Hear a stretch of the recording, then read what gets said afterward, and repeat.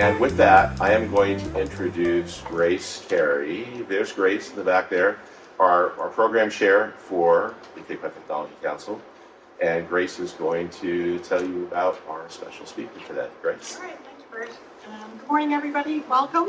It is wonderful to see real people. And it's also a privilege to introduce Dr. Oktay. She is a wonderful speaker. I will not do her justice at all, no matter what introduction I give her, because her accomplishments are vast, wide, too numerous to list, literally. Dr. Oktay has a Bachelor of Sciences in Marine Sciences and a Ph.D. in Chemical Oceanography from, let me get this right, Texas A&M University, Galveston campus. Yep. There you go.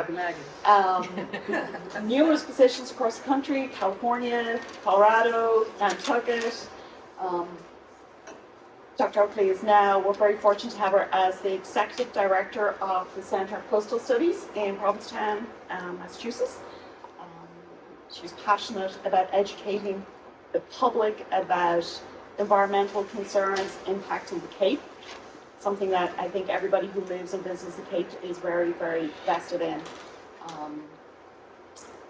Also a very talented poet. They are wonderful. Go look them up. And like I said, we're very lucky to have her this morning, so please give her a warm welcome. Thank you. I'm so grateful to be here, and a big thank you to Bert for inviting me. It's so great to see human beings too. That's the cool thing about my job, is I've been able to see a lot of human beings. A lot of what I'm presenting is also available on Zoom. We have a whole YouTube channel and tons of different talks from our scientists over the last 2 or 3 years. So if you want to go into depth, definitely let me know. I've got business cards with me here too. And I also want to do a shout out, obviously, to Rich Delaney, who works for me now, which is great. Rich and I have been friends for a long time. He's, as you know, a very hard act to follow. We've been colleagues and confidants and worked together for Cape issues related to water quality, related to quality of life, related to climate change. And I really appreciate his confidence in me, and the board's confidence in me, and scientists' confidence in me. I've been a stalker of the Center for Coastal Studies for about 25 years. Have done a lot of research with the scientists there, and that is really helping me with this very intricate and exciting job. I'll see if and feel free when I'm talking, you can just interrupt me. I'll try to not completely bore you all. I'll go relatively fast, but I can slow down however you need me. Can everyone hear me? Because I can go up like 9 more levels. Okay, good? Good. I'm used to speaking on the ocean with kids, with giant waves. I'm at most conferences, I'm the person that calls everyone from the parking lot into the building. So I can't go up higher, but I also don't want to be screaming at people. So one of the points that I'm making in that first slide is that we are this mighty little marine science center that's becoming a field station and a marine lab on the tip of the Cape. I'd like to think of us, and I hope you'll think of us, as like a mini Woods Hole, many Isle of Shoals. We have strong relationships with UMass Boston and with Woods Hole, with MBL, with many different area colleges. But we have 50 scientists in a 12,000 square foot building, $5 million budget, working on $3 million worth of research grants every year, and accomplishing, frankly, quite a lot, as you will see. So most of you probably know this, but it was founded by 3 friends, Graham Geis, Stormy Mayo, and Dr. Barbara Schuler-Mayo, back in 1976. We're coming up on our 50th-year anniversary, and they were all working on the dolphin fleet and doing coastal ecology and sedimentology and coastal processing, and working with whales and disentanglement, all there in P-Town. They thought, hey, let's get together and have a band and make this marine science work. And so they literally worked out of the attic of the Chamber of Commerce there for many years, started attracting more scientists, students, and slowly but surely built this entire organization. Graham is still working with us at 92, at 25% time. He's an incredible scientist. He gives incredible talks. He is writing papers every week. papers that are picked up by other scientists 2 weeks later. So this is a very active research. Stormy, obviously, if any of you have met Stormy at 78, he's not even thinking about retiring, but he's still with us running the Right Whale Ecology Program. So we try to do science that matters. We're not just doing science for science sake, and most scientists really aren't doing science for science sake, but even though some of our science is basic science, it's typically project driven, it is hypothesis driven, of course, and it is policy driven. So we're typically doing work for someone to answer some sort of question. So we also have a lot of partners. We could not do what we're doing if we didn't work with everyone in the Cape. And as you all know that are sitting here working together, that's what makes the Cape so special, is that everyone works together. There's not that many people on this whole spit of sand, including the islands, so we all have to work together. On Nantucket, when we would do research, I would have, Mass Audubon, Land Council, Land Bank, we would all get together to do the same research projects. We do that on a higher level here with NOAA, with many people here in the room, with the Atlantic White Shark Conservancy, are one of our partners, New England Aquarium, Mass Bays, Coastal Zone Management, the Pleasant Bay Community Boating, the Seashore is a huge partner, as is the Division of Marine Fisheries. You'll see when I talk about all of our water quality work, we work with the Friends of Herring River, with the Friends of Bass River, you name it, we're working with them. Here is all of our departments, and at the end of my talk, we're going to have a quick quiz, and you can tell me your favorite department. And this can all be found on our website, and we're working to actually improve and build up our website and make new connections. So I'm going to talk about the most famous program first, our Right Whale Research Program. This is the one that gets us in the news sometimes too frequently. Oh, excellent. It's deciding to move forward on its own.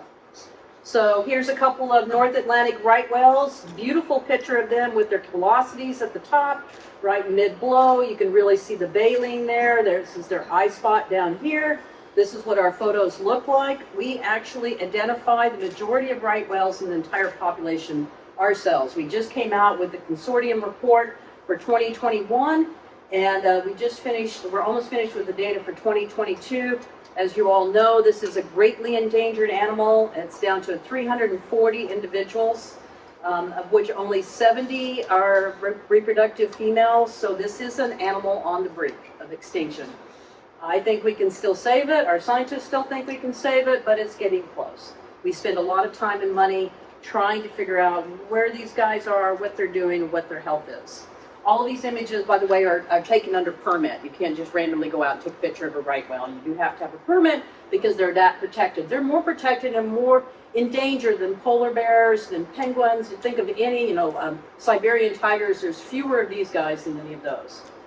So this was the very first right whale in 2022 that we saw, and I've heard that we actually have two right whales in right off Race Point last week, a mother and probably a first-year-old calf.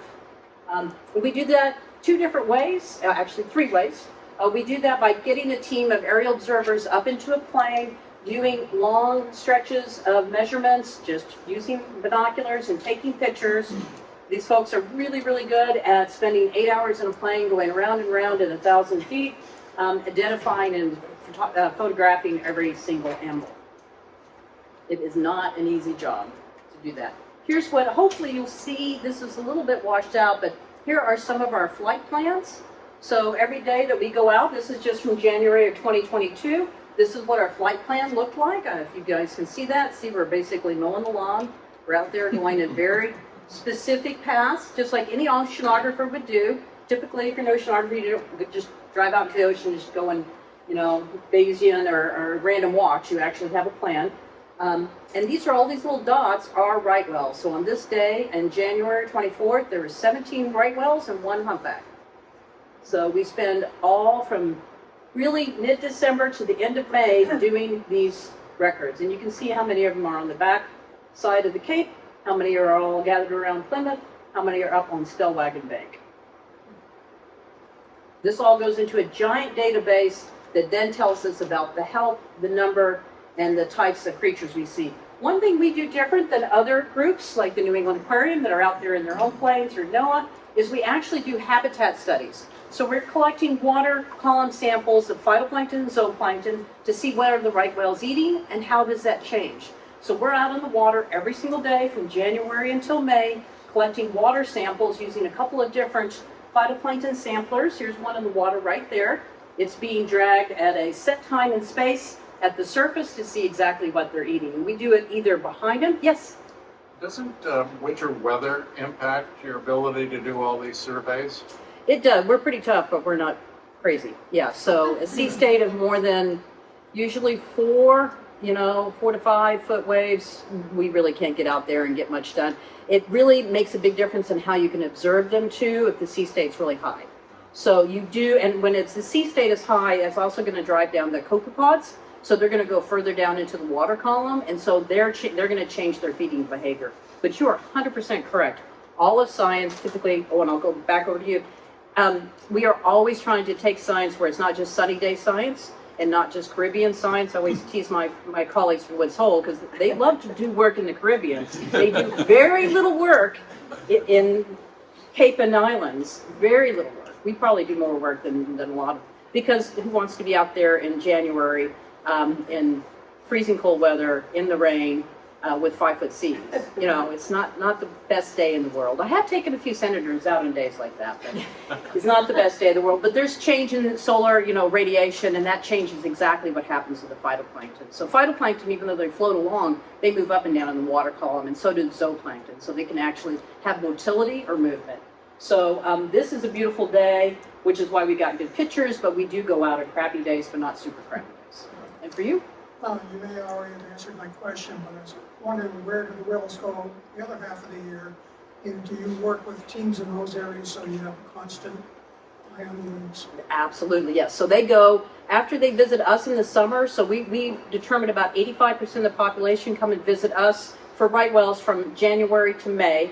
Then they all head up further north. They used to go to the Bay of Fundy. Now they go to the Gulf of St. Lawrence. Some of them go all the way to Norway, chasing their food and slightly cooler water. Then they go all the way down to the Caribbean almost, off of Delaware, not Delaware, all the way off of Georgia, Florida, and that's their calving areas, or down near that area. So they're there now. That's why we're a little flummoxed that there's already a couple here.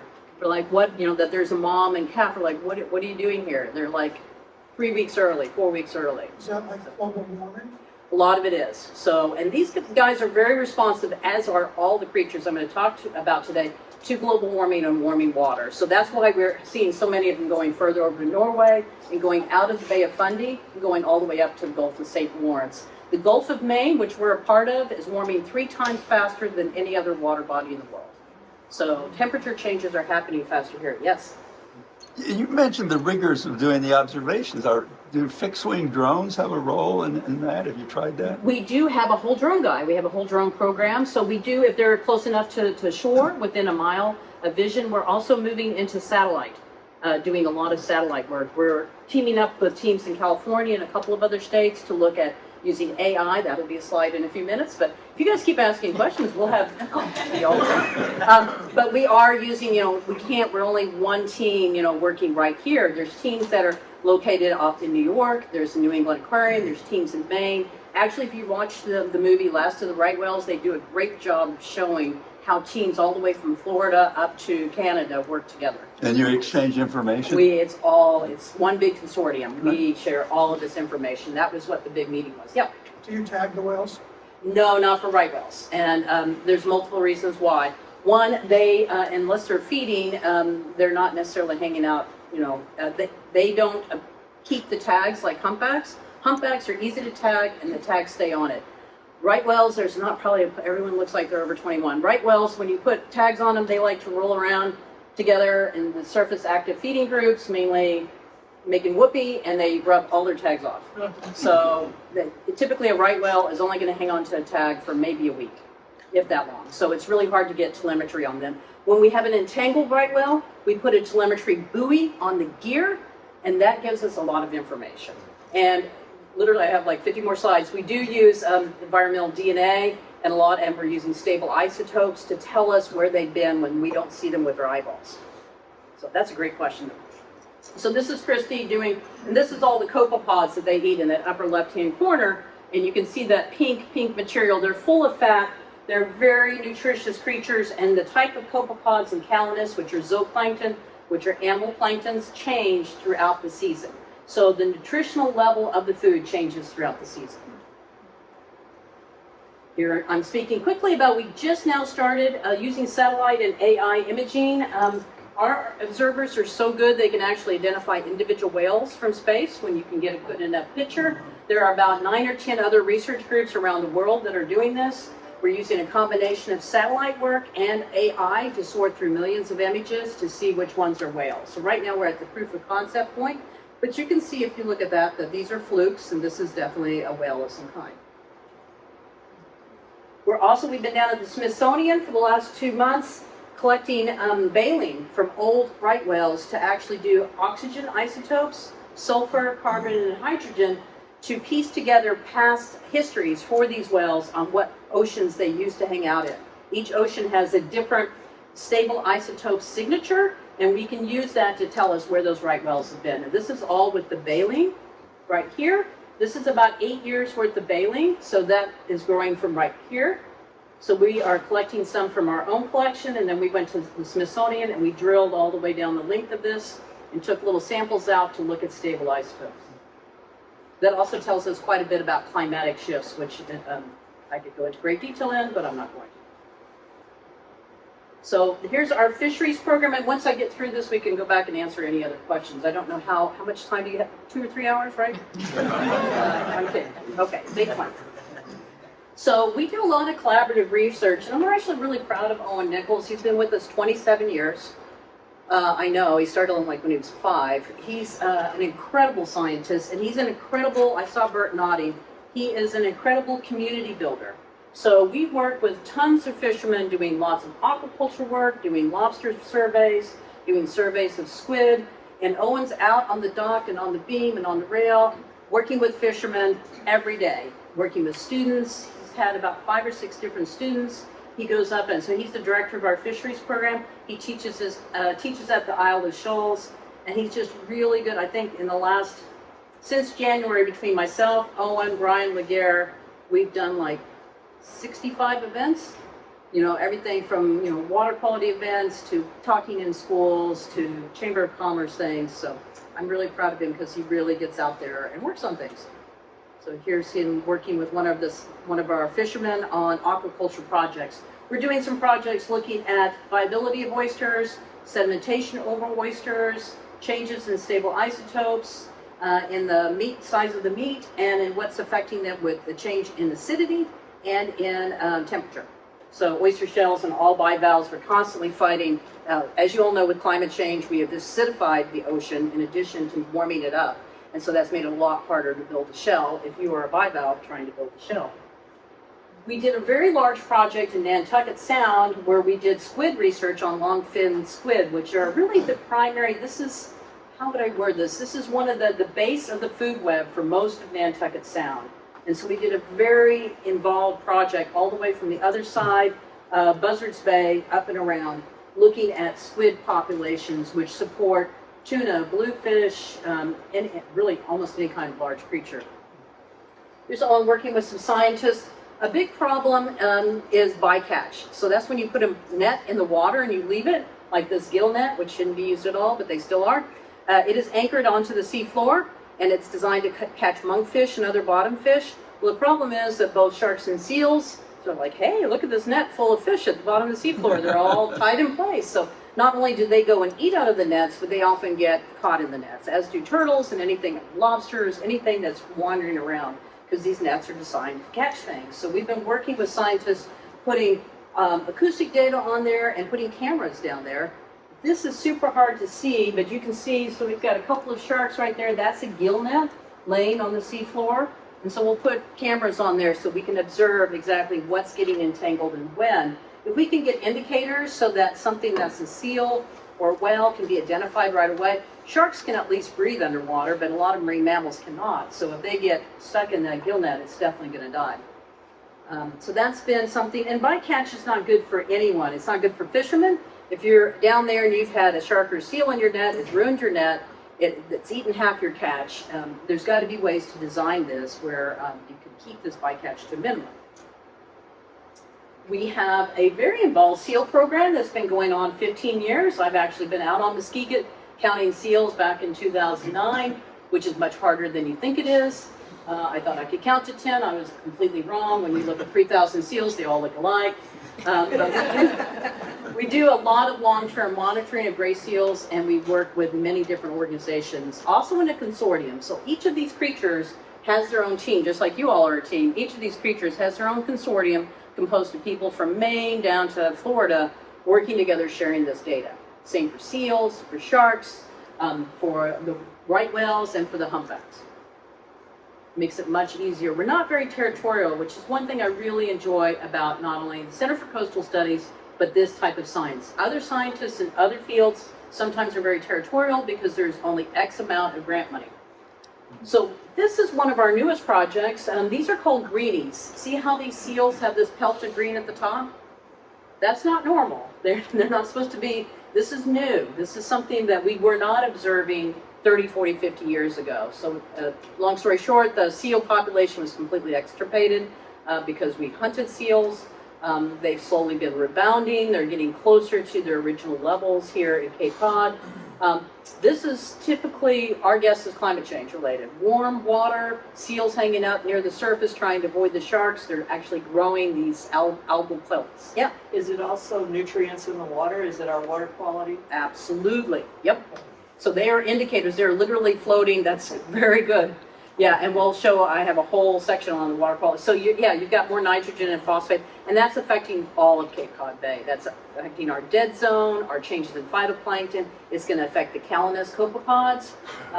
You guys all know that this is affecting everything. So these guys are, fortunately, it's not really changing their health, but we're doing eDNA, which is environmental DNA. I've got 2 slides on that, so that we can actually look for seal DNA and get an idea of how far they're moving away from their haul out areas. So that we can look at what area, we can team that up with temperature and nutrient data to see what the implications are. You could put circulation data in there. So environmental DNA, how many people here have heard of environmental DNA? 2. Yeah, it's very cutting edge. It shows a lot of promise, let's put it that way. It's a lot of information. This one on the right says the ocean is a soup of its resident species genetic material. That's 100% true.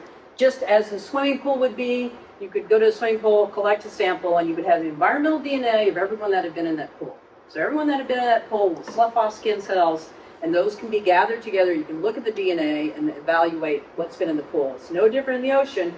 You've got all of these creatures, plus multicellular and single-cellular animals, all exuding cells that carry DNA and mRNA. All of this material is all in water. So this actually started with the fishing industry when they were trying to determine what types of trout were using different rivers in the Pacific Northwest. So they could actually, instead of just looking for pheromones or chemicals, they started looking for DNA to determine exactly which fish species were using different waterways, so you could then protect waterways based on what type of animals they were hosting.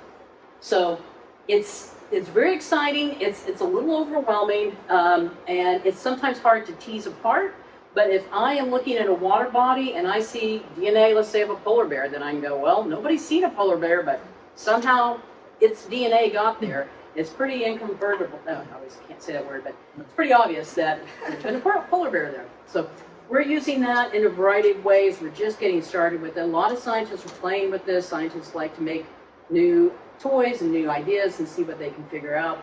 It is really promising. We do a lot of work with sharks and seals. This is obviously a shark and a seal. Obviously getting along for a second, but this is our lowest tech. If you want to talk, I'm going to show you lots of high-tech things. We're using satellites, eDNA. We also have a shack that is right by the head of the meadow, up high. It's near Payamet, right by Payamet, and we have volunteers and scientists sit all day with binoculars looking for sharks and seals, and also looking for wave height, wave attenuation, and wave direction. It's, we'll eventually get some cameras there, but it's actually beyond, we're trying to get that instrumented. If anyone wants to help put up a cell tower there for us, that would be awesome. But humans actually can really observe what's happening. So we're watching all the seals and sharks go up and down this area, which is where all the action is for seals and sharks, as you all know, if you use the Sharktivity app. So this is Brian Laguerre, who's been putting acoustic receivers in several different areas off the, all around P-Town, all the way down to Nauset area. He works with the New England White Shark Research Consortium, as does AWSC, who's here, as does everyone, all sharing information. This is the types of arrays we do, and this is called a fine scale array. So Greg Scomo's doing some broad scale array. We're putting fine scale arrays, which means that we can tell, we'll pick an area maybe as big as this room, and we'll really instrument it closely so we can tell if the shark is just using this sandbar and not that sandbar. Is it this high in the water column or that high in the water column? So we can get some really fine scale behavioral studies. And long story short, they hide out between sandbars. They use sandbars as cover.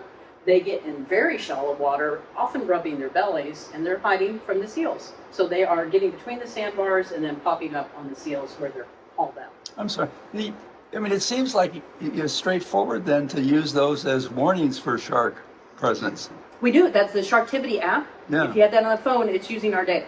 Yeah, it's using our data, it's using Greg's data, it's using Atlantic White Shark Consortium's data. All this data is going together on the Sharktivity app. And Kristen, if you want to say anything more about it, she can. Yes, so part of this, and then as well as these types of receivers, there are real-time acoustic receivers. There's 5 of them placed along the outer cape. They were called out right before the first hurricane was coming up through.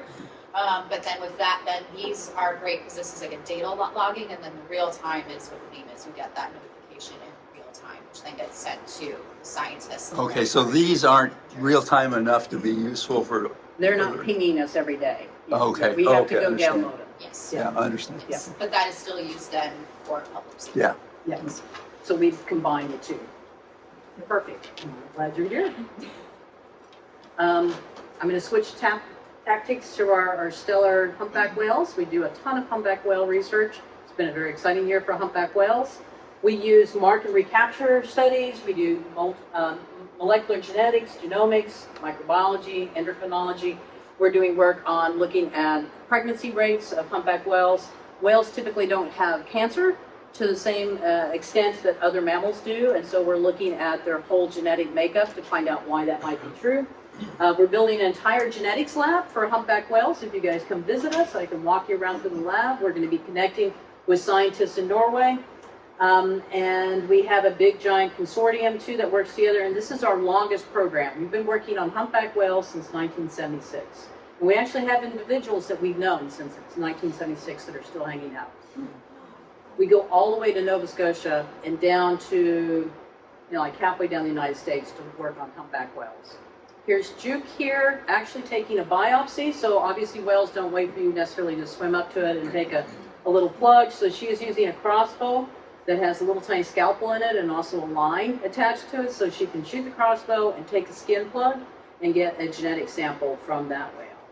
If we want to get, we use a bigger crossbow with a deeper scalpel if we want to get lipids or get into the blubber layer. If we're looking at whether they're pregnant, if they're stressed, sometimes we're going to go deeper into the whale. It doesn't really hurt the whale. I'm sure they don't love it, but she's quite good with this. And this is our humpback team and mare team, which is our marine animal entanglement response team, working together.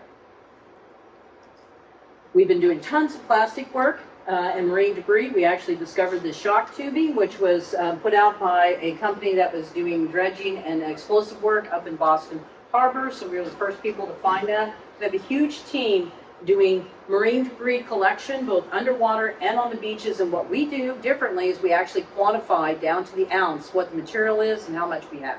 So lots of people pick up trash, but almost no one else tells you we got 2,500 pounds of PVC, 3,000 pounds of PET. We can actually tell what materials are working and how long they're around. And we retrieve ghost gear, so we use all of our sonar equipment to go and map the seafloor, and then we go retrieve. Ghost gear is gear that people lost or left, washed away in a giant storm.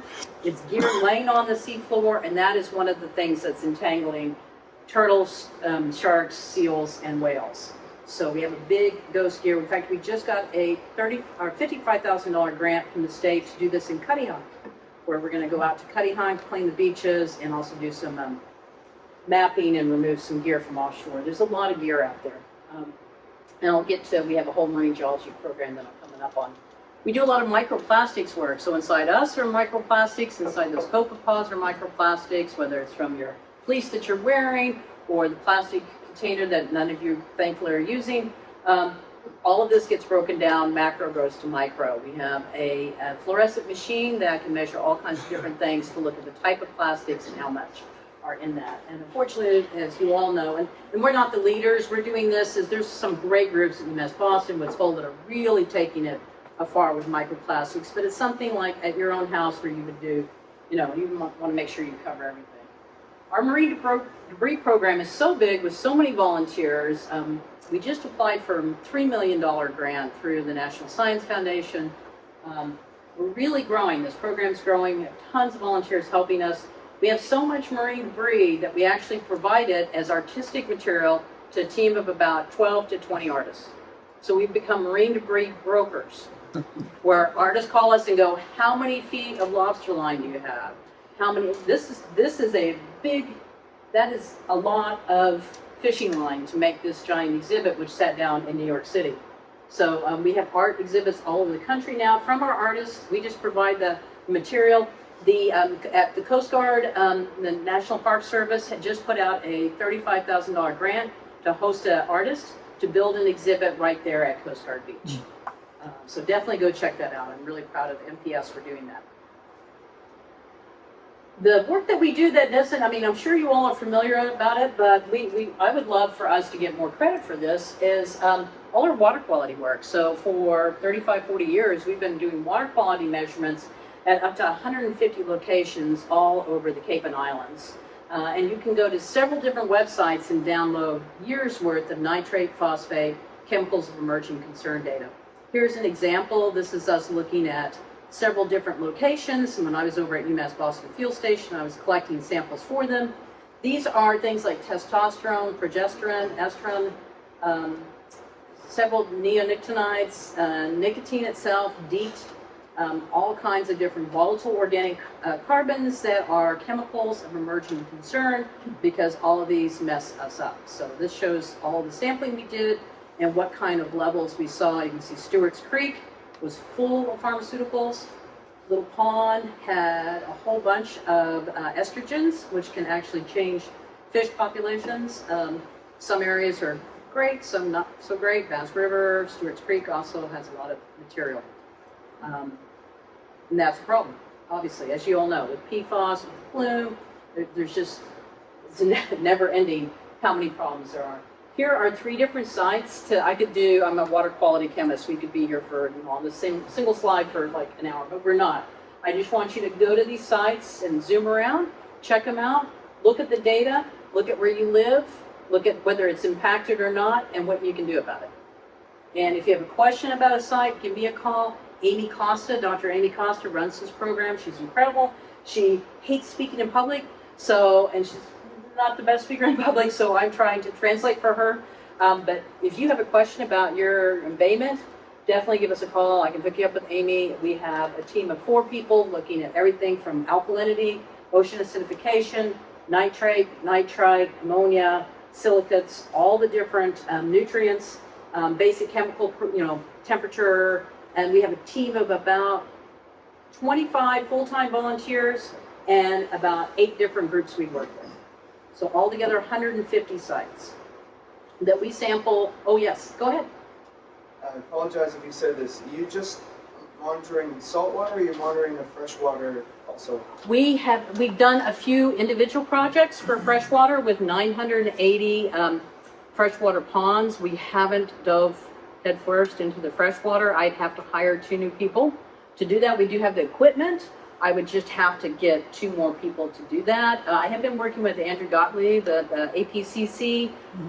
We provide, backup resources for them. We do all of the research now for the National Park Service. We actually got all their equipment and then took over all their sampling. And we work really closely with Friends of Bass River with Quake Bay does more freshwater. I'm tempted to, but it would be a big lift. So right now we're not, unless it's a specific. We've done Cedar Pond. There's about 5 or 6 ponds that we have done that are freshwater. We're doing Pilgrim Lake in P-Town. So there are a few freshwater areas, but I wish we could do more because our freshwater ponds are in horrible shape. Yep.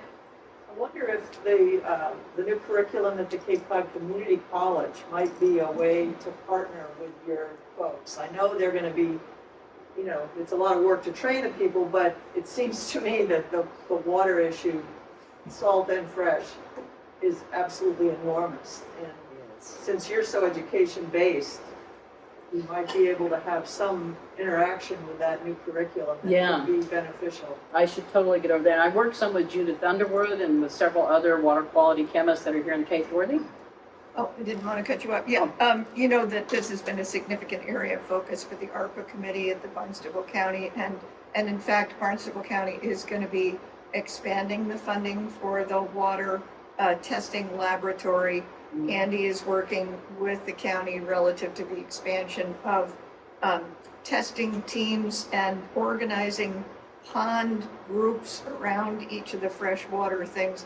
They, as you know, have been doing testing all up and down the Cape. And unfortunately, as we all know, phosphorus is a significant issue there in addition to the nitrogen and the warming temperatures. So I think there's opportunities for engagement with Barnstable County as well. Absolutely. Well, we work really closely. We've actually put several grants together with Barnstable County. We did put in an ARPA grant to look at the dead zone, which is right here, and that got denied, but we're going to apply to the next round for an even larger grant, so we went ahead and applied for that.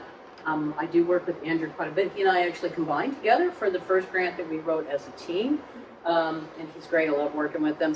I also almost got onto the Orleans Pond Coalition. They tried to, I would love to work with them, but I'm like, I am one person.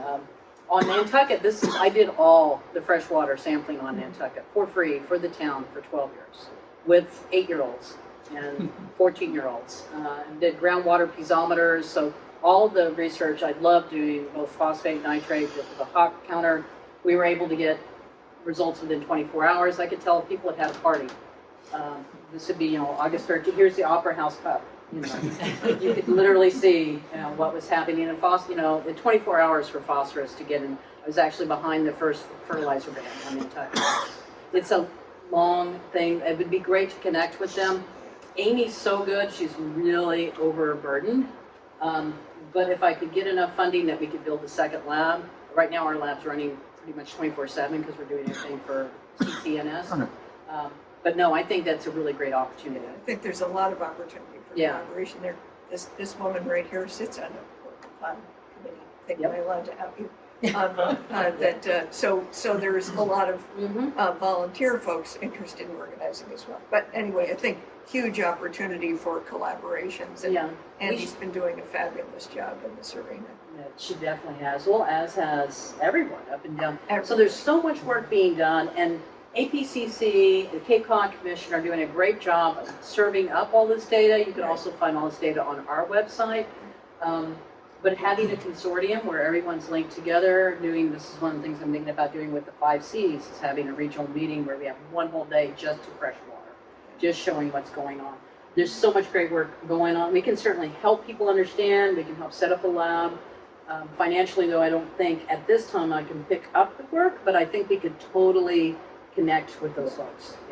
And just another partner that probably could be valuable in this is MassTech, because we need to be thinking about the upstream. Let's prevent this at the source instead of trying to mop it up, once we've peed and pooped into all our fresh water. I mean, it's ridiculous what we're doing. Well, that's why, that's the whole reason this is the way it is. All those red dots are impacted. Those are all unacceptable water quality. Those all need restoration. No, it's 100% correct. If you don't protect your groundwater and your freshwater ponds, everything's I'm working with the Mass Rivers Alliance. I work with them. I actually just wrote an LOI for them. We do need to connect on all this. This is the greatest problem for the Cape, besides housing, maybe, would be water quality. Here's what the data looks like. So if you go on, you can just pick one of these sites and look at the temperature trend, turbidity trend, station data over time. Here's our water quality program. These are all hot links on our webpage, looking at eelgrass, some of the different areas that we work on, looking at reef restoration, Cedar Pond. Cedar Pond's got all kinds of problems. Anyway, this is all the different research that we do with water quality. Show you what gets us in the news the most, our marine animal entanglement response team. We have the best trained and probably arguably one of the most important animal entanglement response teams in the world. We actually train teams from Italy, from Australia. We're members of the International Whaling Commission. We just signed a new memorandum of understanding to actually provide disentanglement help. We have a team of about 5 people that have to be within 30 minutes of P-Town. They can get there immediately, just like a SWAT team or just like a firefighting team, to get there, get on our boat, and get out there and disentangle. Fortunately, we had an entanglement just last week. We have entanglement almost every week. So here's our IBIS. Just bought us 2 new engines so that we don't get halfway past Nantucket and end up having to limp back on a trolling motor.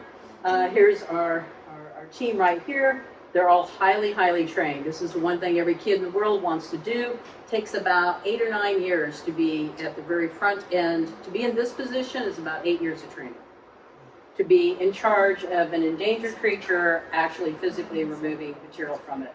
It's not easy. You do not get in the water. Everyone's like, why don't you just get in the water with like Bowie knife between your teeth? I'm like, you don't know whales, do you? Yeah, it's only 30,000 pounds, where if it just brushes against you, you're dead. Everything's done in the Zodiacs or in the IBIS. And we respond all the way down to New York Harbor and all the way up to the lower part of Maine. There's a lot of great movies. Entangled, Last of the Right Whale talks about our team. Graham Geist just retired last week. We have a Lansing interaction team. We just had Dr. Katie Castano take over her work. Graham literally wrote the primer on coastal landforms and processes at Cape Cod. You can come in. Come on in, don't feel bad. This is our largest team. 9 scientists doing geology research, doing benthic habitat studies, seafloor mapping, and storm tide pathways are our 3 biggest departments. So this is just a map of this harbor showing exactly where the channel is and what the different depths are. Here's Dr. Castagna in the middle of the salt, actually right there at the tidal flats. Emily's been doing work with us. On the far right is an altimeter where we're measuring the depth to sea surface to the bottom. So we are doing a lot of work at Duck Harbor, looking at the restoration along with many, many other people. This is the largest salt marsh restoration, estuarine restoration project in New England, is the Herring River Project. And there's tons of people doing research. We're basically looking to see how's that changing sediment, how's that affecting the oysters, how's that changing circulation, and how quickly is it recovering. And we were one of the first groups to actually monitor the overwash at Duck Harbor. So Duck Harbor is becoming a harbor again. A lot of these areas with sea level rise, this is something I actually think is a positive, is that a lot of salt marshes that we have diked or kept from interacting with the ocean are reestablishing themselves. And that's what's happening at Duck Harbor, where it's becoming what it used to be, which is a harbor. This is a lot of words, I know, but this is basically telling you in way too many words that we do a lot of sonar work, a lot of acoustic work, and seafloor mapping. We have very high level motion reference units. So when our boat is out there, we know where we are to the inch. We know what we're measuring all the way to the seashore down to about 2 inches. And we can put this all into a map that is more accurate than most. So all of these pieces come together to make maps like, here's all of our equipment. Here's us actually measuring something right off of the harbor. Here's our sonar right here. These are what some of our maps look like. I'll show you a few of these. These are right off, I don't know if you can see this little tiny inset. These are little islands off of Boston, in the middle of the Boston Harbor Island system. And so we are mapping areas right along this. This is the land, this is offshore. We do 2 different overlays. We're using 2 different procedures, so we can overlay that and get information down to, I mean, if you had a beer can there, we would know it. We would certainly know if you had, so this could be a trawling line. This is probably actually an artifact of the measuring process. But if you had mooring lines, if you had trawling lines, if you had changes in current because of a coastal structure or maybe a coastal engineering structure, we definitely identify all of those and get all of this information so we can develop storm tide pathways. And I don't know if this is, here we go, clicking through here. So here's all of our, there's an app for that. So you can go to stormtides.org and look up the storm tide pathway. So this is related to climate change. It's just showing street by street what's going to flood first during different surge events and different storm tides. Some of which are now sunny day storm tides, not as bad as Miami, but this is all the areas that we've already completed. These are the ones that we just finished Martha's Vineyard last week, and we're just finishing this area here. So all of this area here has storm tide pathways information available. Stormtides.org is actually a lot of fun, unless you have a $1 million business at 2 feet, then it's probably not very fun at all for you, but definitely go check it out, and it will show you exactly where water is coming in. Here's a great example. This is P-Town. This is showing the storm tide pathways. When sea level rises, it doesn't, everyone thinks that you're just at the sea wall and it just all comes up together. It finds the point of least resistance in a low point, and it comes up, and it often flanks neighborhoods and comes in from behind. So in this case, this is exactly what happened. It went right through this low point, came up here and flooded all of this. This was not flooded. We were accurate within 2 feet on this. I mean, 2 feet is, house to house. We were accurate within, like an inch on the height, but within a foot or two as far as the horizontal extent. And some of this goes all the way back in and floods neighborhoods way back here through those wetlands. So it's not necessarily rocket science, but you do have to have really good science to monitor that. We have a full-time drone guy named Doug Salazar. He's been working very closely with the National Park System, working on the parking lot actually at Nauset to try to figure out at the northern Nauset, to figure out what's happening with that parking lot. So we do all kinds of imaging with drones. We've got a set of 3 different drones, and we're getting ready to get a multispectral drone that can look at different vegetation types to distinguish between, let's say, Spartina versus dune grass versus bayberry, so they can actually look at the different colors of different vegetation, which tells us the resiliency. This is our newest thing. I was just talking to Steve about this because he knows about it. This is called a jet yak. It is basically a kayak instrumented to be a drone, so you can control it just like a drone. You put sonar on the bottom of that. You can put oxygen sensors, pH sensors. You can put anything you want on the bottom of it, and it drives around. Looks like a lot of fun. About a $200,000 package, and just got that with UMass Boston. It's not fun to insure these things, but we're going to be doing a lot of nearshore areas. This is used very frequently up in the Arctic, but it can be used in areas where it's really severely contaminated.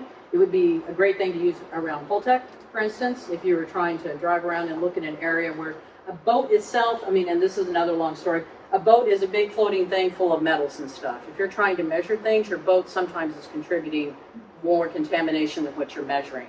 So in this case, if you've got a smaller package and it's you can control the amount of metals and stuff coming off of it, you can get some better results.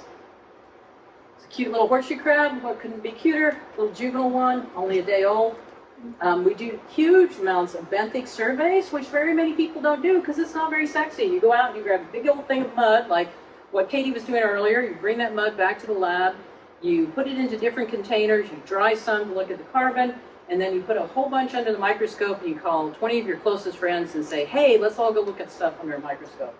We had about 200 volunteers help us count 400,000 organisms over 6 years and identify 400 species.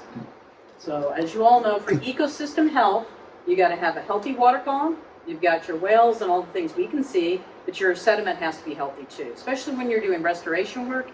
If we do a sediment grab, we did a bunch of work for Pleasant Bay. We did a complete holistic review of Pleasant Bay throughout the whole water column, benthos, and all the fisheries.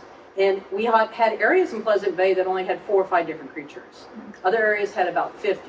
You're going to want species diversity to show you healthy habitats. Does that all make sense? So, and that's why it's not people are like, well, why would you care? And it's like, it really tells me if I'm in the middle of New York Harbor and I'm looking at the sediments and all I see are blue mussels, and a couple of other things that can live through Armageddon, then I know this is still an impacted area. If I see 50 different bivalves, then I know it's healthy and it's recovering. So we have a great team that does this. And here they are, picking away. We just finished this project after 5 years. We're super excited. They're adorable. Agnes is a great speaker. If you can catch her, she has a TEDx talk about this, talking about all those cute creatures that are adorable. We also are just putting in research to do some squid egg mapping on the seafloor using sonar. I had Mark Burley provide this to me. When we're looking at fisheries health, squid, remember, are the base of the food web for much of Nantucket Sound. So you go look and see how many squid eggs are out there and how well they're doing. And are they being impacted by shrimpers, not shrimpers, but trawlers, by ground gear, by scallopers, by wind farms, who knows? So we're out there mapping it using sonar instead of just dragging. We have a huge education program. All of this information gets into the classroom. Not every bit of it. I mean, I probably lose a few on a little bit of the water quality. But actually, Jesse works with 5th, 6th, 7th graders throughout the whole Cape doing water quality work with them. And we touch almost every kid that goes through any school system on the Cape sees one of our scientists in the classroom at least once in their career, sometimes year after year. So we can't touch everyone, but he gets a lot done. And we're talking mainly water quality, seals, sharks, and whales. We don't do everything that we do, but quite a bit. Here are all our vessels, getting ready to buy some new engines, if anyone's got some engines hanging around. Here's our global outreach. I have 2 last slides about global outreach, talking about our MARE, Marine Animal Entanglement Response Program. We design all of this disentanglement gear, which is basically harpoons designed for good. So you just take the pointy part and you bend it back, and that's what we literally use grappling hooks. It's very Batman-like when we're out there rescuing all of these whales. But it's the same techniques and really using kegging, the same technology that we use for whaling. But we provide all of this material at cost to teams all over the world. So we actually work with a manufacturer to manufacture it. Our reach is global.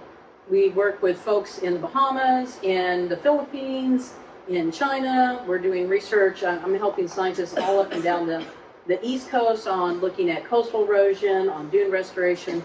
It's one big happy family, and we're very happy to be a part of it. I want to mention the Global Ocean Forum, because I know some of you are involved in that. That is still going strong. Rich now is our interim marine policy department chair, and is continuing on with the Global Ocean Forum, and I'm actually going to try to help him with that even more as I can. And that's it. I'm close to your time. Yay! Sorry, thank you. It's a lot of information, I know. So Sarah, do you have a couple minutes for questions? Yeah, absolutely. Well, I have one. Okay. I'll start. Sarah was very kind to give me a tour of the center last summer, which was fascinating. The question I asked you there, I'll ask you here, is what technology are you using there that is produced locally, like Cape Cod or just off Cape Cod? The jet yak that I was showing you, some of the sonar equipment we're using is produced locally. CTDs, conductivity, temperature, and depth sensors, are produced by Onset, which is right in Wareham. Yes. We have a couple of other alkalinity machines that we get at a couple of shops that are up in the Tufts area. Other equipment that we use, camera equipment, it'd be great to have more local camera equipment folks. We'd love to start a drone. We put in a couple of grants for drone training. I'd love to do drone training of high school students and actually have like a whole patentable drone training session where kids can look at drone packages and figure out what kind of imaging equipment could go on there. Other things, we do all of the manufacturing of our retrieval gear, all of the response gear happens with a metalworks person that I think is near New Bedford. We've had all kinds of supply issues with that, as you can imagine, so we had to go offline for that for a year, but we're back online. What else? Obviously, we get all our boats and stuff, Nauset Marine, Yamaha. We have an incredible team of folks, both on our board and throughout the community that help us. We use local web developers. Really, everything's local. All of from our creation of our annual report, we do everything local. We try not to, we always look first local, before we look anywhere else. But that's a really good question because it's important to be part of the community. That's on my to-do list, is to be even a tighter part of the community and to get out there more. You briefly mentioned wind farms, and there's a large one planned south of the islands. Yep. Do you do any research into that? We do have 2 or 3 team members that are doing multiple things, especially with right wells, acoustics, noise. We're looking at bubble curtains. We have about 3 or 4 of our scientists that are working at different levels, both in advisory roles. I don't think we currently have any large grants. Stormy might have one for right wells. We've, opened our science to anyone that wants to talk to us about it, but we are trying to provide, for anyone that wants to work with us on it, we're open to that. But we don't have a lot of funding along that route. We're neither seeking nor spurning funding for that yet, but we probably will start working more with, the different wind groups because there are ways to do all of this safely, and you just need the data. And so getting prior data, that's been my big thing with Marky's office and Holtec, is we need to have more baseline data. We have for changing to radionuclides, which are equally controversial. We don't have any baseline data. So the more baseline data we can get for the wind farm area, the better. So that's why we're pushing the squid work. The longfin squid industry is all right where some of that comes in and is recruited just a little bit north of the wind farm templates. So it's important to make sure that there's no big changes in oceanography and current movement. Everyone always thinks about the whales, but it's, the fisheries are important too. But yeah, so we're contributing as much as we're asked. But I haven't shifted our focus to actively look for funding in that. Well, I probably should, but. Do you have a political arm to your organization? No, not really. Though Rich is now, I reinvigorated the marine policy department, which after Pat Hughes left, Pat was so great. When she left, it kind of just sat in stasis. So when Rich retired and became my assistant, I basically put him in the role of being our marine policy director, and he and I are working with all our scientists to create white papers that will have our specific stance on wind, on nuclear power, on climate change, so that we can get this all out on one piece of paper all at one time and not field 50 million questions, which I'm getting from all over the United States on why aren't we doing more for the right wells? Why don't we save every one? Why haven't we followed snow cone around 24/7 for the rest of our life? So that we're trying to develop things where when people write us, we can say, this is what we're doing, that we're scientists. We're scientists that do a little bit of advocacy, so I'm probably going to lift the advocacy a bit, but we also are scientists, and it's a fairly conservative organization, and so it's baby steps on that front. I'll go to you and then back to you. Any of your aquaculture work overlapping with things like kelp farming? We have a lot of kids talking to us about kelp farming, and Owen's speaking to a bunch of them. Owen is, and Agnes is too, so our first talk would be linking that up with nutrient restoration of coastal waters is a great use of kelp farms, not only to create food, but to provide living shorelines that can remediate. It's really the only way to remediate all this nitrate and phosphorus is to do something that's a combination of kelp, oysters, bivalves. You've got to do that whole living columns where you've got multiple things taking things up. So we've had a lot of calls and stuff on that, and our doors are open on that. We haven't gone out to the point of actually looking for grants that answer that, but we have been encouraging people to call and contact us. We just got some funding to do Provincetown's eelgrass, which had never been mapped adequately. So we're mapping the eelgrass. That happens all over the Cape. I mean, Nantucket has a fairly healthy eelgrass population, but very little mapping. The state did some mapping with Charlie Costello, but not enough mapping for all of our embayments. So, but yeah, I'd love to hear more about. We do have a lot of, I say kids, everybody's kid, right? But 20 to 30-year-olds contacting us, wanting to get into that business. I would call it the bees of the 2020s, which is great. I think it's totally helpful if you're growing the right kelp. Kelp can be invasive, just like bivalves can be invasive, just like fish can be invasive. So making sure they pick the right species that matches not only the economy but water quality is important. That's a great question, though. Yeah. Oh, I'm sorry. He had a question. Sure. Quick questions. Is the kelp for human consumption, and when you do eDNA, do you have to like pick out a whale hair, or you just pour the soup in the machine? Should soup in the machine. Yep, and you just get this, you can imagine what it looks like. And there's a lot of potential for it, but there's also a lot of hand waving, what we call hand waving in my field, which is like, oh, I think it's this. Yeah, so obvious things like mammal versus, bony fish versus, and all of the little phytoplankton, they're spilling their whole guts. So you're getting all your DNA, mRNA, everything from a little creature, and then you're just getting snippets of hair and stuff basically, and skin from the bigger creatures. So trying to tease that all out takes some time, but with computers and with our ability to do genomes, it's actually pretty robust. But right now it's more of a presence and absence. It doesn't necessarily tell me there were 10 seals here, it just tells me seals were here. So it's right now it's still in its infancy. But that's, and did you have two questions? Is the kelp for human consumption? If it's somewhere clean, sure, you could eat it all day. But unfortunately, in most areas where living shorelines are used, especially in Sandy Hook, New Jersey, Hudson River, most of those areas, you're trying to pick up PCBs, you're trying to pick up stuff that you don't want to eat.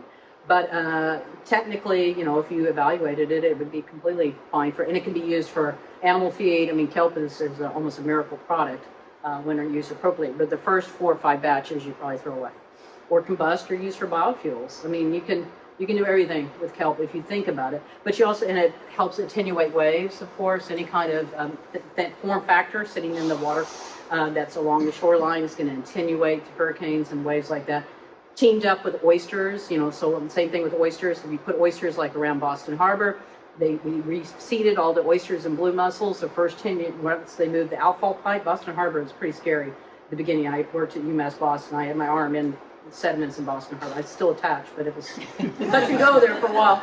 I've had my arm in a lot of not great areas in the United States. Every major river in the United States, I've sampled with my arm.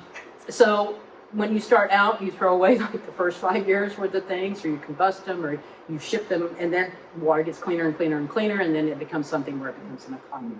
It's something you can do. So, one more question? I'm going to go to him. Ziegler had his, and then No, back just to you. say, let's do one more Okay, question. one more question.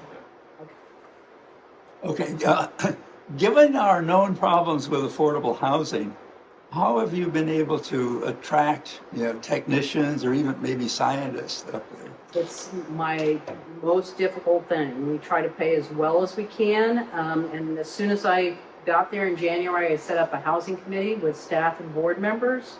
And we have a 5-year plan that I'm probably going to have to put about $5 million into to provide housing for both employees, students, and visiting scientists in classes. We can't host it. We have a class coming from Cornell. We're hosting them on Cuttyhonk. I'd love to have students from RPI. I got to have housing for them, but also for our employees. For our employees, I pay them as much as I can. We have incredible benefits. We just switched to a benefit program that pays all their pharmacy costs, all of their co-pays. But I should be giving every employee another 10 to 20,000 to make it affordable. We provide housing for all of our interns. So our right whale interns, we get housing there in P-Town. I've got housing in Wellfleet that I pay, basically some of our volunteers, some of our donors will give us housing that's, like $2,000 a month for 2 or 3 bedrooms, January to May, from May to August, October, it's a brand new ball game and I have to pay market rate or slightly below market. But long term, we need housing. We need to be I have flyers back there on Field Stations Marine Labs, and I'm from the Field Stations Marine Labs world. Worked at field stations and marine labs all over the world. And they typically have to provide scientific equipment, computers, and housing for scientists to work in Costa Rica and Alaska, wherever. You've got to have a house or a place to put them besides your bedroom. So that is our, as water quality is probably the biggest, and climate change for the Cape, for me, housing is something I have several. I have 2 of our scientists. One of our chief scientists, Agnes, has had to move 4 times this year. Ryan, I'm moving him actually into Dan Wolf's place. So we talked to if anyone has places that they want to rent for like a reasonable amount. I'm all ears, all the way down to probably Brewster's we have people commuting all the way from Sandwich. No one's coming from Plymouth yet, thankfully, but it's tough, and I need to be able to provide some. I'm working with the National Park Service to look at some of their housing, and we will have housing in 5 years for both employees, students, and visiting scientists. How I do that and who I have to kill to get there, we'll see, but we'll have it. But that's one of that and an endowment. We don't have an endowment. We're just now starting an endowment push. Our budget's $5 million. Of that, $3 million we get from grants from municipalities, from the feds, from NOAA. $2 million. Sue Nickerson and I, with a team of 2 or 3 other people, raise all of that from private donors and from the community and from foundations. So it's a tight ship. But that's a great question. That's job one. I'm around until 9:30, so feel free to. Thank you.